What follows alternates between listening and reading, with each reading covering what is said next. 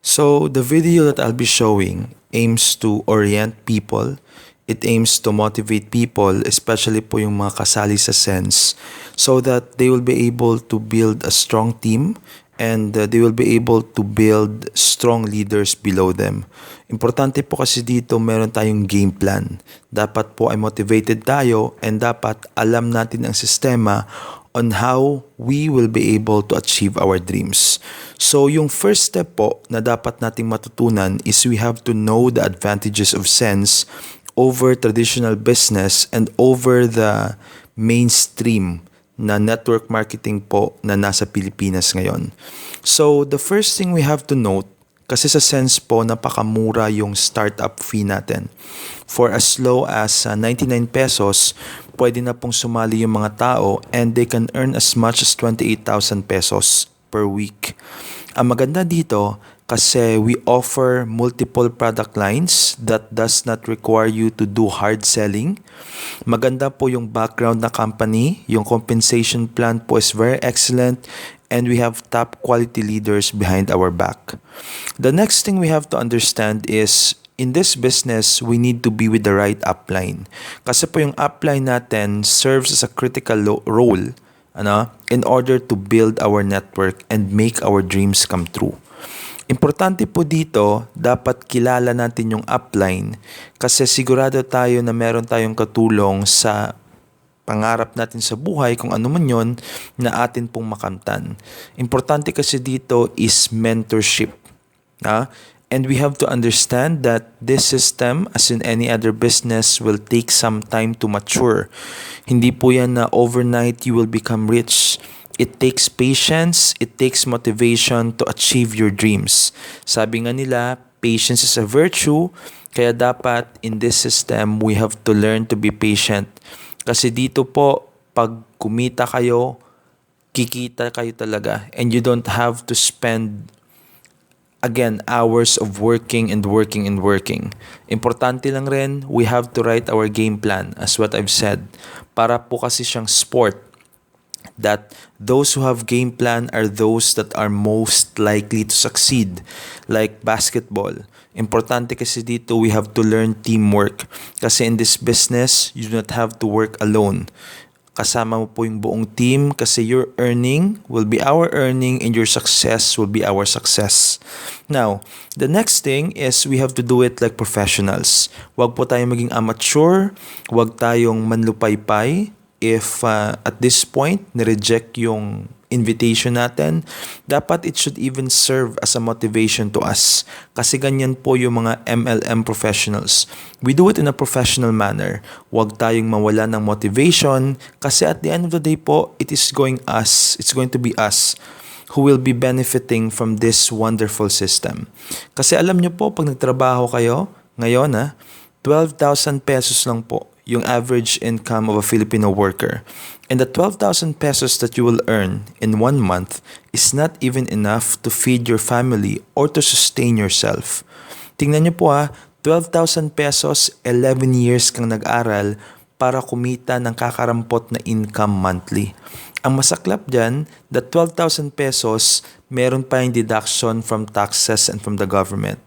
Pag nag-call center agent ka, your salary will be 15,000 pesos per month. Kaya lang, habang tulog yung iba, ikaw naman ay gising. At kahit gustuhin mo matulog, hindi pwede kasi baka ma-terminate ka. At pagiging call center agent po, hindi naman kasi habang buhay. Kasi as time goes by, your health deteriorates and there will come a time na hindi na po kakayanin ng katawan mo yung sobrang puyat at sobrang pagod araw-araw. Kung gusto niyo pong maging teacher, kaya lang habang buhay po nalalanghapin mo ang chalk at baon mo po palagi ay eraser. Palagi pong pagod ang vocal cords mo, ang masaklap. Pag uwi mo sa bahay, dala mo pa rin po ang iyong trabaho dahil marami kang papers na i-check. Dito po sa Sense, kahit po nauupo ka, kumakain ka, nanonood ka ng television, ay kumikita ka pa rin po. Bakit? Kasi dito sa atin, passive income. Unlike traditional employment. Kahit nga po OFW, sa kita nilang 30,000 pesos, malayo sila sa pamilya nila at kahit birthday ng anak nila ay wala sila. Mahirap po ang buhay sa abroad, mainit sa desyerto, malamig sa Amerika. Ang masaklap, endangered ka pa po kasi baka merong giyera, baka tumalon ka from the third floor. At walang sigurado kasi hindi naman po lifetime yung contract mo. E paano yan pagtanda mo? Wala ka pong ipon. Kung maging seaman ka man, 60,000 naman ang sweldo mo, kaso lang po, buwan-buwan ka sa loob ng barko, mahirap ang trabaho kasi kung hindi ka sa labas ng barko, nasa loob ka po ng engine ng barko. Malungkot kasi malayo ka sa pamilya mo. Minsan wala pang wifi so hindi mo man lang makontak yung mga mahal mo sa buhay. Yun po yung masaklap. 4 na taong kang nag-aaral para sa sweldo na hindi enough in order to build your future. Eto naman, pagiging nurse, magastos po, sobrang gastos ng pagpasok mo sa eskwela, yung kita mo lang pala, bawat buwan ay 30,000 pesos pa. Merong mga ospital, mas maliit pa dyan yung binibigay na sahod. Mahal mag-aral, pero yung kitaan mo, halos hindi masustain yung sarili mo. Prestige lang po yung nakukuha natin bilang mga nurses, pero sa income, halos wala. It's not even enough to feed yourself. Ano pa kaya? Paano mo feed yung family mo? Gusto mo naman medyo classy, you can try to work in Makati. Yung sahod mo 16,000 pesos. Prestigious nga ang workplace mo pero karamihan naman sa income mo hindi swak. Hindi ka nga makabili ng sasakyan. Sa Makati ka nagtatrabaho, wala ka naman sasakyan. Kung ano yung siksikan ng mga tao nagtatrabaho sa Quiapo, ganun yung siksikan mo sa bus. Kasi hanggang ngayon, wala ka pa rin kotse, wala ka pa rin sasakyan, wala ka pa rin ipon. At hindi naman kasi habang buhay, ang trabaho mo nandyan lang.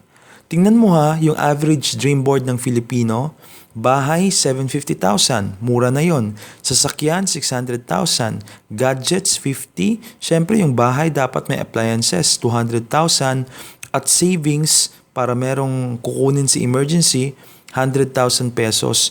Yung total na halaga ng pangarap mo is 1,700,000 pesos.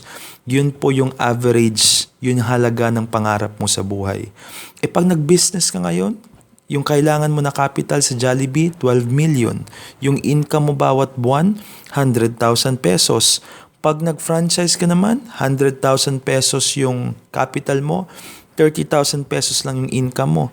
Sari-sari store, 10,000 pesos yung capital, 6,000 pesos lang yung income mo. Napakalaki ng capital, napakaliit ng tubo at ng income na bumabalik sa'yo.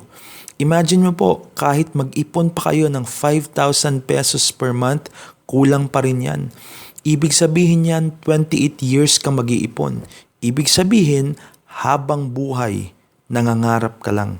Kasi kalahati ng buhay mo, nag-iipon ka, kalahati ng buhay mo, matanda ka na, hindi mo na mai-enjoy ang pinag-ipunan nyo. And whether you like it or not, pagtanda nyo, magbi-business rin kayo. Kaya, ngayon pa lang, mag-start na po kayo. Kasi dito sa Sense, sa halagang 99 pesos lang, ay pwede kang kumita ng 28,000 pesos per week. Sa 1 month, that's 112,000 pesos. Sa isang taon, halos 1,000,000 na po yung kita mo. Ibig sabihin, 2 taon lang. 2 taon lang, solve na po yung pangarap natin. Ang maganda dito kasi sky is the limit when it comes to income potential. Importante lang, you have to ask yourself why you are joining. You have to be motivated.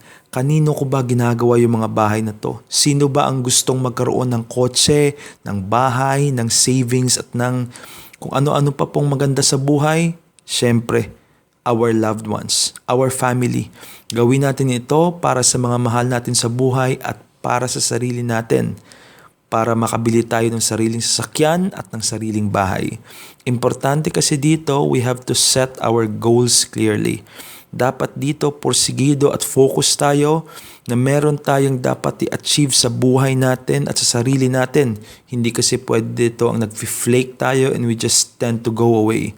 We have to always attend trainings and meetings kasi in this particular setup, dito tayo gumagaling. Dito tayo nakaka-build ng network at importante yan in order to make sure that we achieve our goals properly. We have also to learn how to familiarize ourselves with the system. We have to make sure that we understand how the compensation plan is working and what are the products currently available for new customers. Importante din po, don't be ashamed. Share it every chance you get. Kahit nasa booth, income and your dreams doesn't have to be bounded by limitations. Sige lang po, go lang po ng go tayo. Importante din dito sa atin, we have to strengthen leadership. Kasi yung mga tao na nasa network natin, these are the people who will make our dreams come true. Kaya importante po, at all times, we have to be there to support them. Lastly, very important, we have to enjoy the journey towards making our dreams come true. Kasi dito po, importante, masaya kayong ginagawa yung multi-level network marketing. Importante po talaga yan. So, your 99 pesos, yung gagawin namin, we will deposit it sa inyong account that we made sa loob po ng system ng Sense. Bawat tao na sumasali, meron kayong 10 pesos. And once your income reaches 2,999, we will migrate you to the 2,999 standard MLM package with all the benefits po na explained sa ating video. Ang maganda dito sa atin kasi a lot of people will be joining sa Plan 99. Why? Because the people who are signing up for 2,999 are getting free accounts under sa 99. And the cycle follows kasi lahat ng mga tao under sa 99 pesos that reaches 2,999 will be migrated to the regular plan. And after nun, once their account is migrated, another free account will be opened dito po sa Plan 99 natin. So assured that in 99 pesos, you can actually make your dreams come true.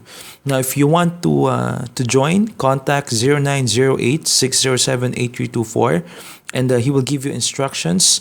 You can go to our Facebook page and watch the video so that you will understand the whole system.